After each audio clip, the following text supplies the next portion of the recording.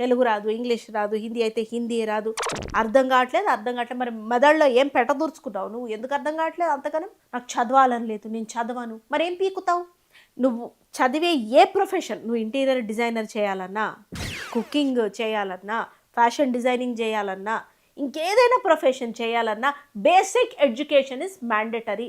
ఎవడు తీసుకుంటాడు? నీకు సొంతంగా నువ్వు స్టార్ట్ చేయాలన్నా బ్యాంకుల్లో లోన్లు కావాలి కదా, మరి దానికి కూడా ఒక డిగ్రీ అడుగుతారు వాళ్ళు.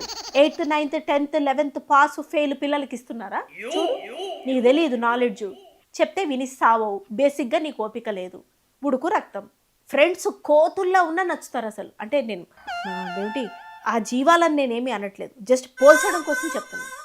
ఎట్లా అఘోరించిన ఎంత అధ్వానంగా ఉన్నా నచ్చుతారు వాళ్ళు, చెప్పే ప్రతి చెత్త నచ్చుతుంది.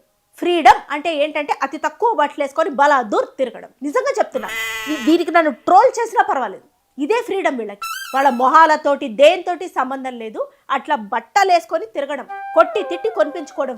ప్రతి ఫ్యామిలీకి ఒక రూల్ సెట్ అనేది ఉంటుంది. మనం ఇట్లా ఉండాలి, మనం ఈ ధర్మాన్ని పాటించాలి, ఈ రిలీజన్ని పాటించాలి, ఇట్లా చెయ్యాలి అని. దానికి డెడ్ అగేన్స్ట్గా తిరగడం వీళ్ళ దృష్టిలో ఫ్రీడమ్.